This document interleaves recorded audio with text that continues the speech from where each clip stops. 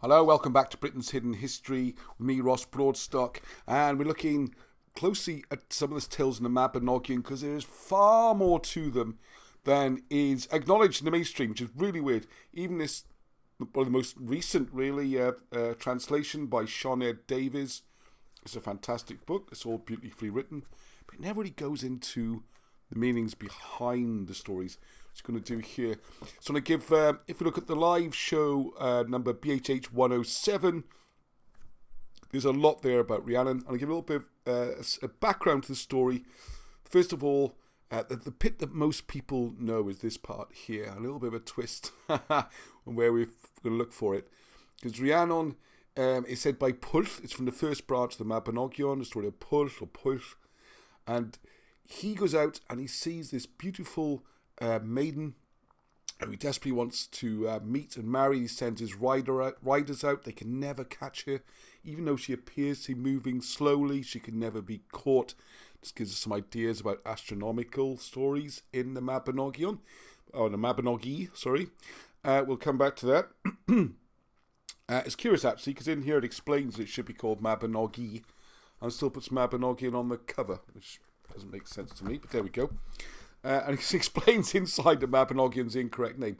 Anyway, so we'll go through all that story. The wedding tale is amazing, and you got all those echoes of ancient Egypt, the story of Osiris, because in there you have the unwanted suitor Gwawl trapped in a bag. He's tricked into it, and he's tied up there to be released. So finally, anyway, she marries Pwyll. This is the point where we're getting to. And after a couple of years, they finally have a child. Much celebrating. The child is given to 6 maidens to watch over during the night, but they fall asleep. And they're so ashamed and scared of what they've done. They even say they should be burned alive for what they've done, that they try and pin the blame on Rhiannon. And so they kill some puppies. All very symbolic, all of this. None of it seems to be gone into, unfortunately. Anyway, it's all very symbolic. Put the blood over her mouth, on her body, so when she wakes up, they say, oh, you've been like a demon possessed in the night, so you've been fighting all of us. You've even gone in there and you've killed your own child. And as there's no trace of the child, presumably eaten the child, which again is significant. So obviously, Rhiannon is mortified. Her child is gone, possibly dead. She's accused of doing it. She knows they're lying, but it's 6 of them, their word against her one word, so she is punished. And the punishment is an unusual one in that she has to sit in by the mounting stool, which is the place you stand on to get onto your horse, in the wood. And any passerby who comes past her, she must tell her sorry tale of her child dying, or I presume she might have to confess she did it, even though she didn't. And she has to offer to give them a ride on her back like a horse. And this could be the origins of the connections between Rhiannon and the sort of the horse god and this kind of thing. And what I'm going to do in this is go into the meanings of the words, what we can see a lot more than is even in such illustrious translations as this most recent one. So the situation, I just want to show this little part then, this would be found if you go to the video about the magical castle, because as you walk through here, it's extremely evocative, and from Claire, who knows this very well. So you can actually feel a sort of presence in this area. And you can almost imagine here Rhiannon crying and hiding her face in shame. This is the spot where she's made to sit and offer the lifts to the people to ride on her back, and in which case then they will pass through the woods. And this place is fantastic. So as you might see on the other video, you come around the corner and sure enough there's the castle. So this is the spot, the mounting block.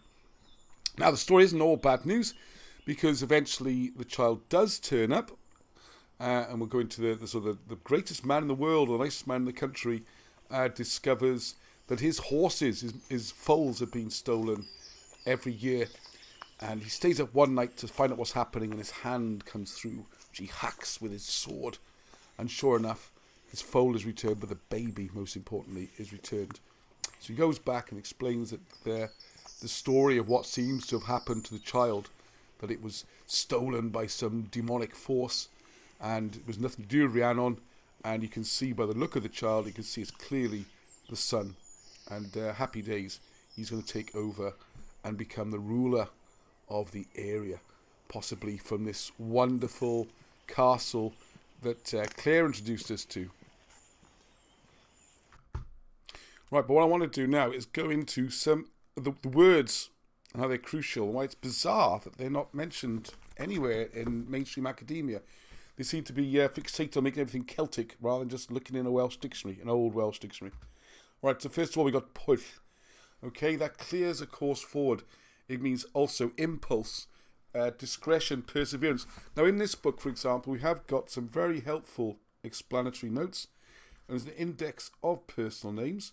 So if we look at Pwyll, so for instance, this one is in here. There's something said about it.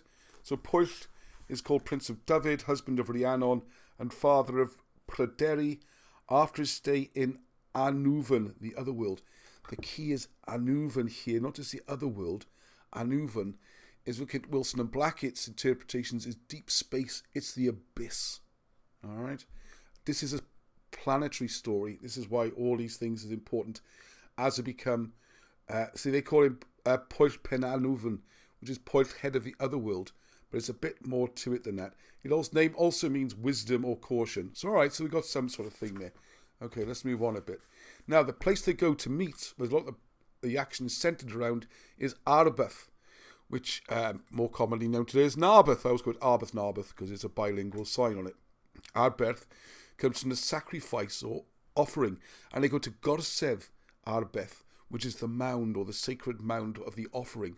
So already you can see there's some really deep, significant symbology going on here. Now, Rhiannon, what about her name? Well, Rhiannon can mean a paragon of the female sex.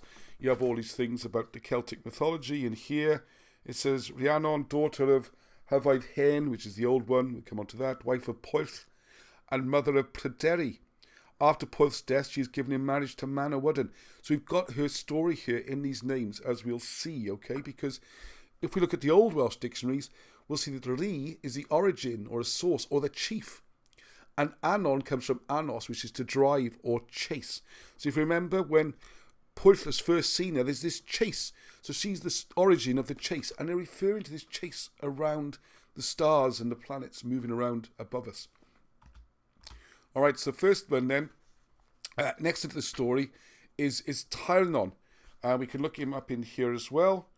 We have Tyrnon Twrlliant, who is the lord over Gwentis Coed, which is a region of Gwent in East Wales. We have to remember these are all figurative meanings. Like Arbeth, there's a place in Dyfed called Arbeth, and there's a physical story. We've got a physical castle, we've got a physical Gwent, but it's also got this astronomical meaning, as above, as below. So all it says here is Tyrnon Twrlliant is lord over Gwent Iscoed. He and his wife adopt Gwrywallt Oer, i.e. Pryderi. That's it. Doesn't explain where the name comes from, but Tyn is the old Welsh word for a king, and on is to rise up or superior. He's the superior king.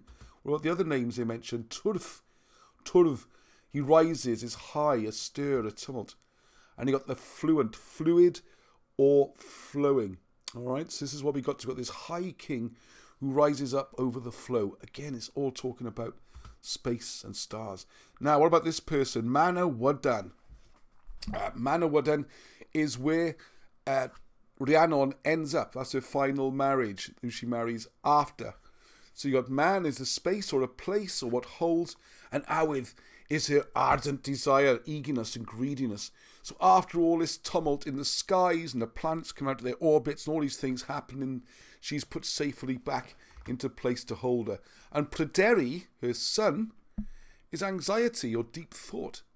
So you really look at this, it's fantastic stories.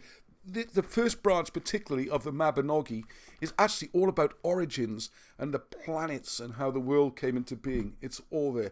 So this is the mystery. Is why is this of no interest at all?